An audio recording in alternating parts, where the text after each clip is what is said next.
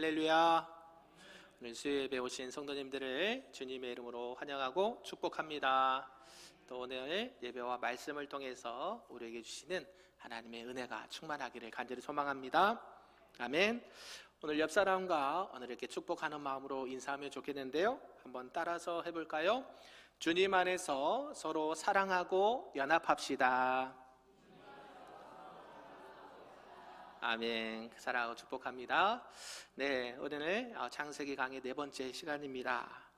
사랑하는 성도 여러분, 우리는 계속해서 어떤 시대를 살고 있는가 보면 가치관의 거대한 지각병동 속에 살고 있다라고 해도 과언이 아닐 것입니다.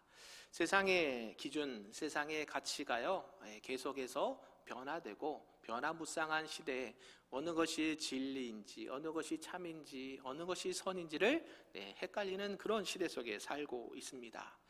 최근 이 발표된 이 여론조사를 보면요, 2025년부터 26년에 보면 이 대한민국 사회 내에 동성애와 이 성소수자에 대한 그 수용을 어느 정도 밝히고 있는가라는 것을 우리는 이렇게 볼 수가 있습니다. 우리 PPT 화면을 좀 띄워 주실까요? 보이십니까? 잘 안 보이시죠? 보여요? 보이십니까? 네, 잠시만요. 저도 봐야 돼요. 네, 보면 지금 이 동성결혼 이 법제화 찬성이냐 반대냐 여론 조사를 한 적이 있습니다. 그래서 뭐 우리가 잘 알고 있는 뭐 갤럽이나 한국 리서치 등에서 조사한 부분이 있는데요, 이것을 동성애를 찬성한다라는 표현이 2023년도에는 40%까지 됐다고 그래요. 최근에는 좀 많이 떨어져서 34%, 뭐 40, 31% 이 정도까지 떨어진 적이 있는데, 그러니까 10명 중에 3명은 이 동성애가 합법화되는 것을 찬성한다라고 여론조사가 나왔습니다. 여러분, 이런 여론조사 들으면 어떤 생각이 드십니까? 과연 우리가 그것을 용납할 수 있을까? 라고 생각을 하시는데, 이 실제적인 데이터라는 것이죠. 빼셔도 됩니다. 그래서 이 국민의 약 48% 정도가요, 이 동성애도 사랑의 한 형태다라고 답을 하고 있고요. 약 20대 여성은 44% 주변에 이 성소수자 지인이 있다라고 말할 정도라는 것이죠. 그러니까 10명 중에 4명에서 4명 반 정도는 그 아는 지인들이 이 성소수자가, 동성애자가 있다라고 말할 정도라는 것이죠. 그나마 요즘에는 이 보수적인 여론이 많이 집결돼서 이 동성결혼 찬성하는 수치가 떨어지긴 했습니다. 그럼에도 불구하고 어떤 일이 일어나는가 봤더니요, 사법부는요 최근에 이 동성 부부의 건강보험 피부양자 자격을 인정을 했습니다. 알고 계십니까? 네, 처음 들었습니까? 이게 나온 지 좀 됐거든요.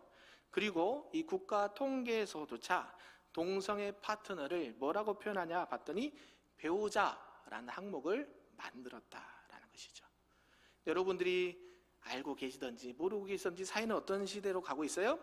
점점 동성애가 합법화되는 과정으로 가고 있다라는 것이 여론의 조사라는 것이죠. 오늘 왜 이렇게 동성애에 대해서 갑자기 말을 할까요? 오늘 본문의 말씀의 제목이 뭐예요?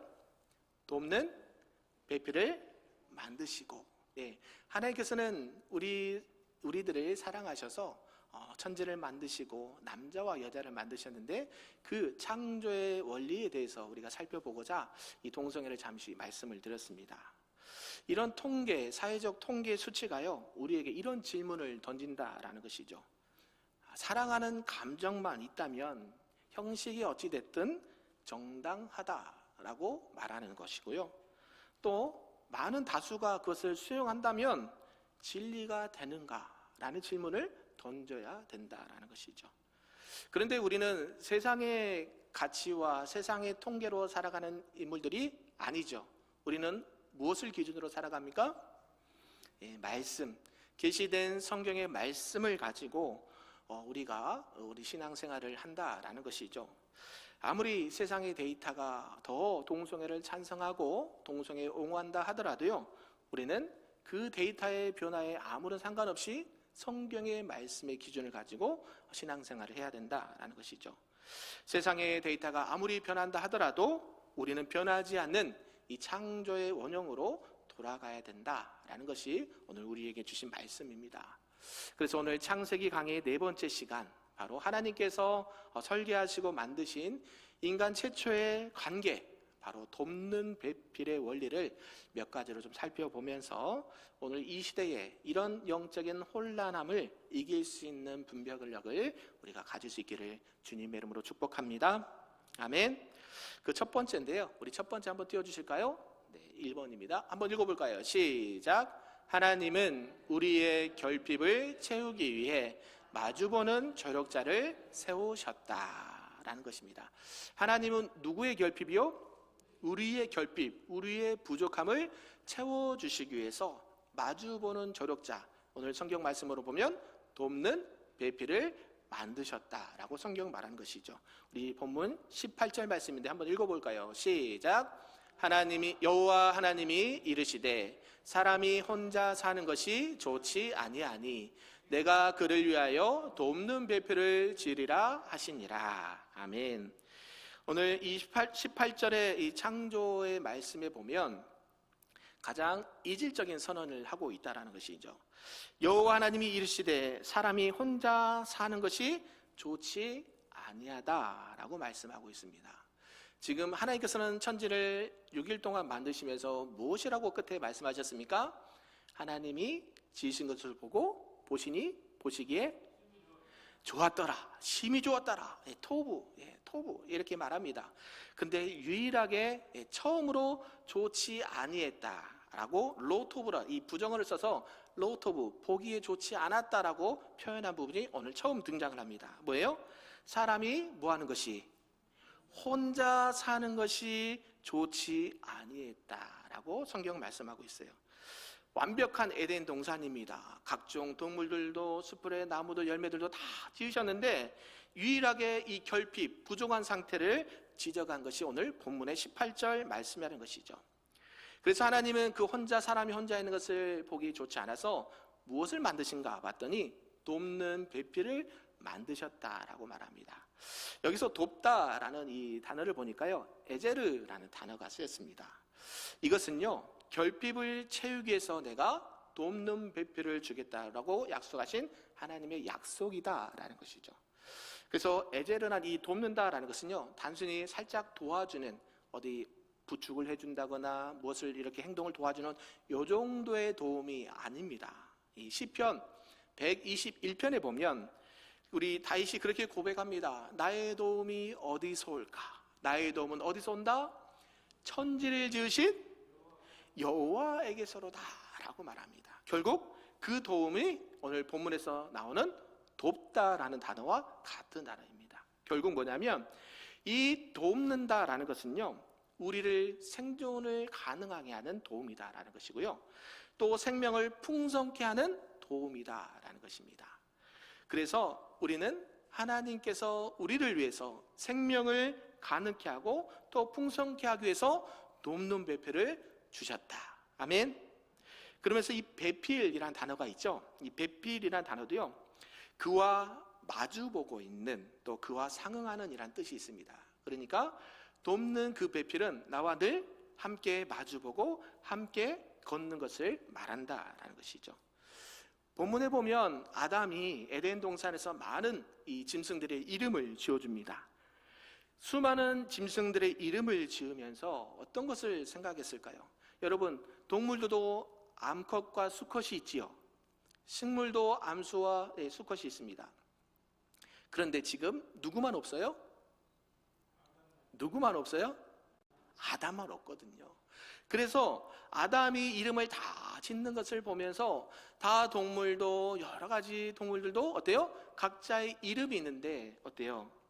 자기가 그 모든 것을 맡기면서 아담을 도울 만한 이름이 없었다라는 것이죠. 그래서 어때요? 혼자 있는 것을 주님께서 이렇게 보기 좋지 않다라고 얘기했습니다. 결국 본질적으로 나와 마주 보면서 지내야 될 존재가 없다라는 것을 깨닫게 하시면서 비로소 하나님이 누굴 만드셨습니까? 네, 하와를 만드셨습니다. 그래서요, 우리 사람은 혼자서 완전할 수 없는 존재로 하나님이 만드셨다라는 것이죠. 그 혼자의 외로움의 해답은 결국 어떤 사람들이 정하는 것이 아니라 하나님께서 마주보게 하신 그 대상과의 관계에서만 발견되는 것이 이거다라고 말하는 것이죠. 사랑하는 성도 여러분, 우리는 나의 배우자, 또 아내, 또 상대방을요, 나의 욕구를, 나의 필요를 그냥 간단하게 채워줄 수 있는 어떤 도구로만 여기지 않기를 주님의 이름으로 축복합니다. 그들은요, 하나님께서 사람을 도울 때 쓰는 단어가 이 에제르, 돕다라는 표현을 쓴다라는 것이죠. 그래서 우리가 배우자나 또 동역자들을 대할 때에 하나님이 나를 도와주시듯 나 또한 그의 부족함을 채워주겠다는 서로의 보완하는 동역자의 관계가 되어야 된다라는 것이죠. 믿으십니까? 이게 성경적인 바른 태도이고 자세라는 것이죠. 그래서 우리 부부싸움 안 하시죠? 네. 네, 부부싸움 전혀 안 하실 것 같아요. 우리 성도님들은 서로 사랑하고 기도해주고 보듬어주고 저희만 그렇지 않은 것 같아요. 어때요? 가끔씩 의견이 안 맞을 때도 있고 목소리가 커질 때도 있는데 어때요? 그 옆 사람, 나와 함께하는 그 배우자를 비난하기보다도요, 서로의 부족함과 결핍을 채워줄 수 있는 서로 돕는 자, 또 그 조력자가 될 수 있기를 주님의 이름으로 축복합니다. 아멘. 그러면서요, 두 번째는 말씀하는데 우리 두 번째도 한번 읽어볼까요? 시작. 남녀의 결합은 본질적 일치 속에 구별된 질서를 지니는 신비입니다. 아멘. 좀 말이 어렵죠? 남녀, 이 부부의 결합은 본질적으로 이 하나 되는 질서 가운데 있다라는 것을 말하는데 그게 신비롭다라고 말하는 거예요. 우리 본문 21절과 22절을 다시 한번 읽어보겠습니다. 시작. 여호와 하나님이 아담을 깊이 잠들게 하시니 잠들매 그가 그 갈빗대 하나를 취하고 살로 대신 채우시고 여호와 하나님이 아담에게서 취하신 그 갈빗대로 여자를 만드시고 그를 아담에게로 이끌어 오시니. 아멘. 하나님께서 아담을 무엇으로 만드셨습니까? 말씀으로. 할렐루야. 재료가 있습니다. 물론 말씀으로 만드셨는데요, 재료가 있어요. 흙으로 만드셨어요. 흙으로. 그리고 각종 짐승들도 뭐로 만드셨어요? 흙으로 만드셨다고 성경 말해요. 그런데 유일하게 흙으로 안 만든 사람이 있대요. 누구요? 하와를 만드셨대요. 되게 신비하지 않나요? 신비하지 않아요? 갈빗대도 흙으로 만드시니까 흙이죠. 이렇게 이야기할 수도 있는데 재료가 다르죠. 하나님께서는 아담을 흙으로 만드셨는데 하와는요, 흙으로 다시 빚지 않으십니다. 똑같이 흙으로 만드시고 코에 생기를 불어넣어서 생명이 돼서 여자가 되면 참 좋겠는데 일부러 그렇게 하지 않으셨어요. 아담을 깊이 잠들게 해서도요, 갈빗대 하나를 똑 떼가지고 뭘 만드셨어요? 여자를 만드셨어요. 그래서 결국 이것은 무엇을 의미하느냐 봤더니요, 남자와 여자는 서로 남이 아니다는 것이에요. 믿으십니까? 남자와 여자는 이 남남이 아니라는 거예요. 여러분이 사랑하는 남편과 아내는 남인가요? 남이 아닌가요? 님이란 글자에 세상 가사들이 저만 안 찍으면 남이라고 하는데 남이 아닙니다. 서로 하나라는 것을 의미한다는 것이죠. 본질적으로 한 생명에서 나온 그런 관계라는 것을 말씀합니다.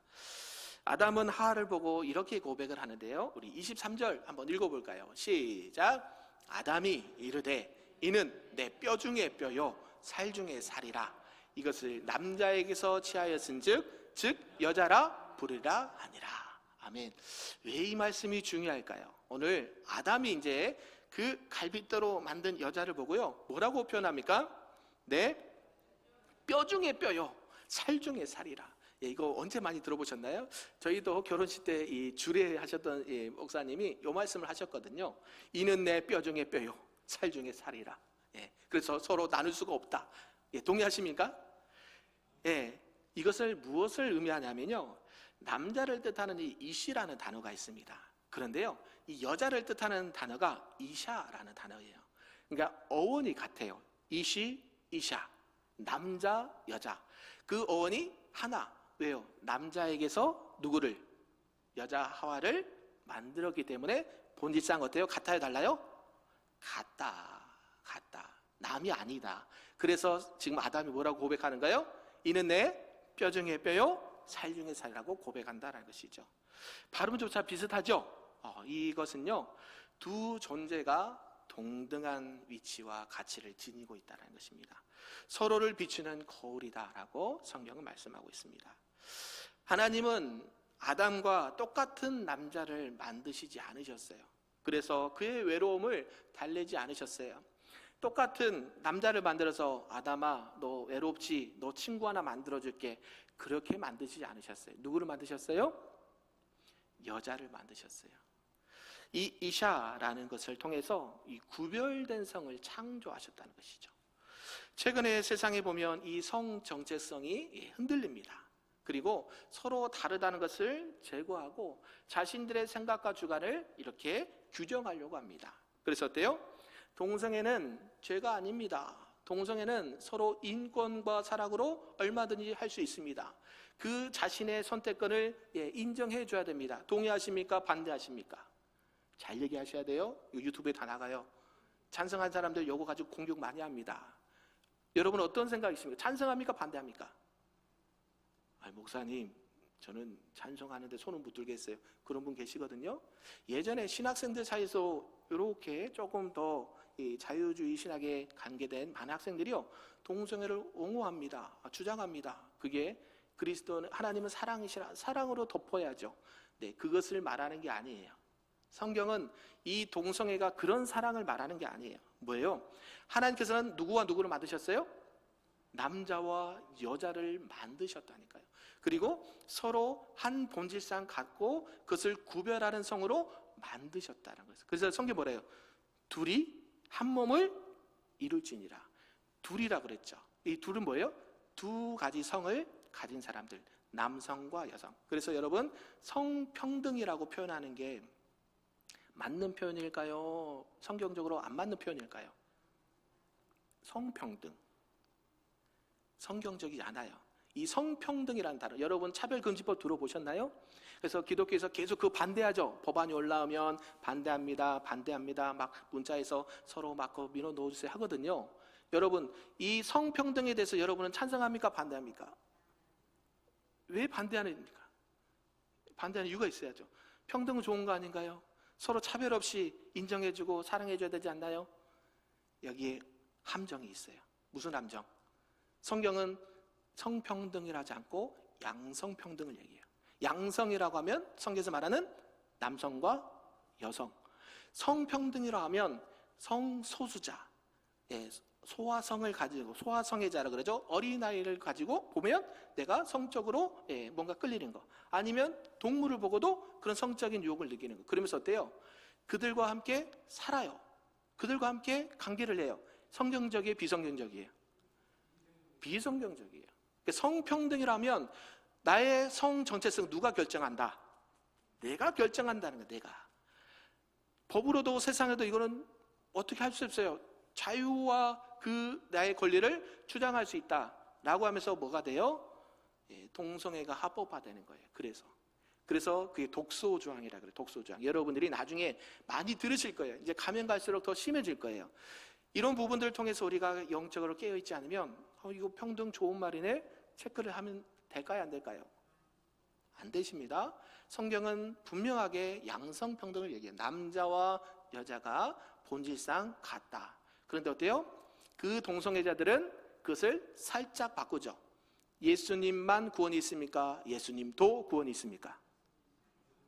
한 글자 차이죠. 만과 도인데요, 하늘과 땅 차이입니다. 성평등이냐 양성평등이냐 한 끗 차이인데 엄청난 차이를 가져요. 그게 만약에 법안이 통과되잖아요.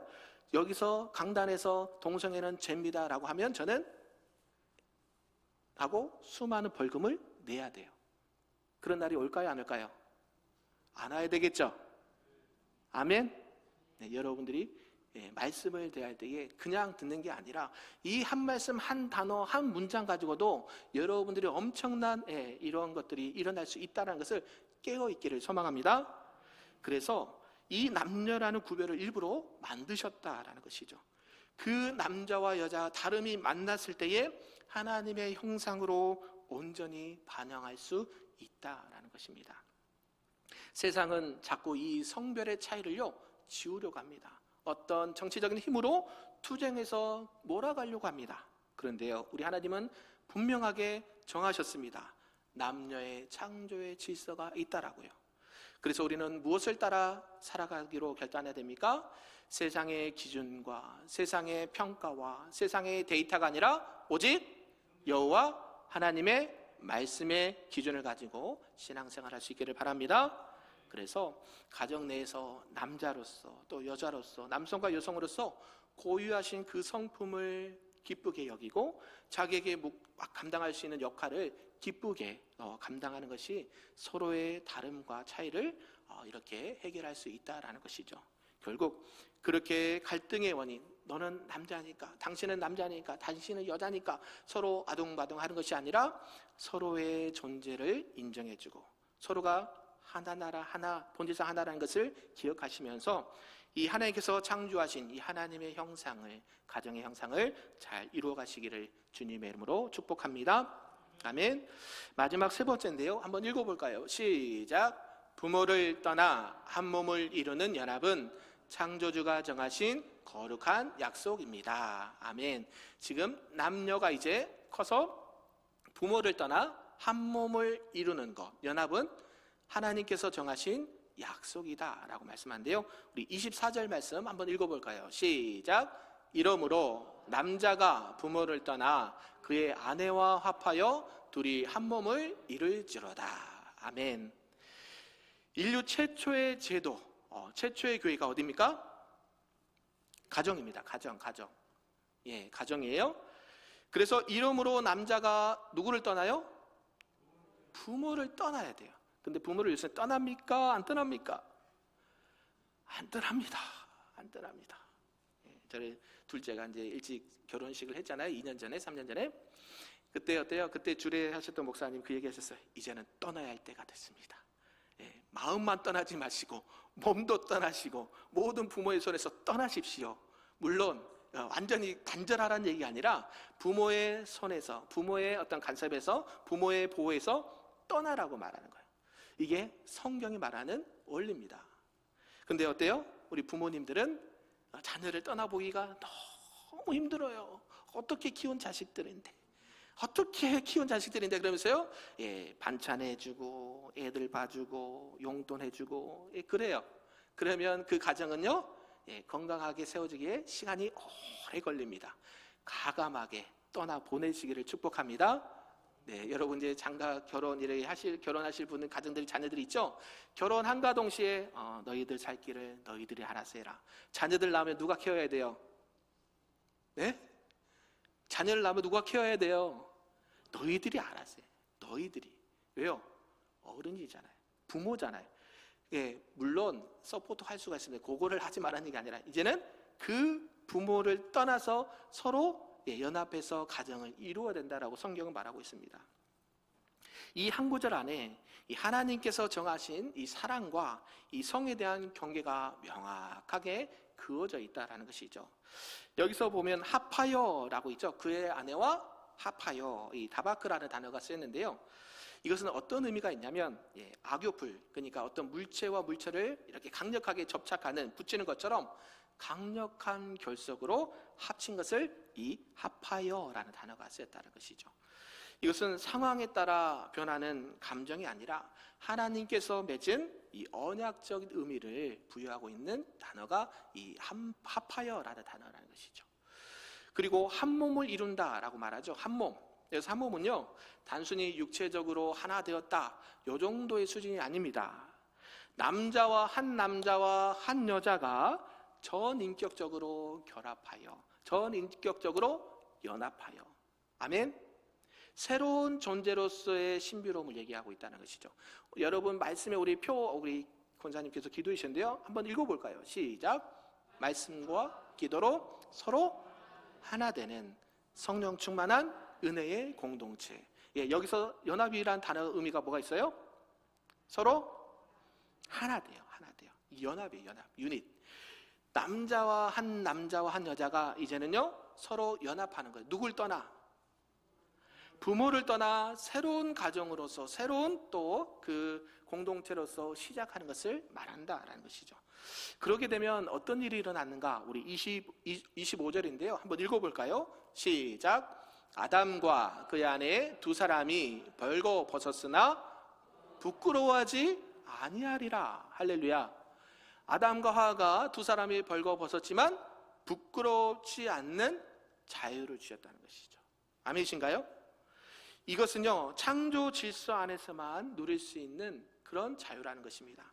사람들이 벌거벗으면 무엇을 느끼나요? 수치를 느끼죠. 그렇죠. 근데 아담과 하와가 나중에 하나님 앞에 선악을 알게 하는 나무를 먹고 나서 어떻게 합니까?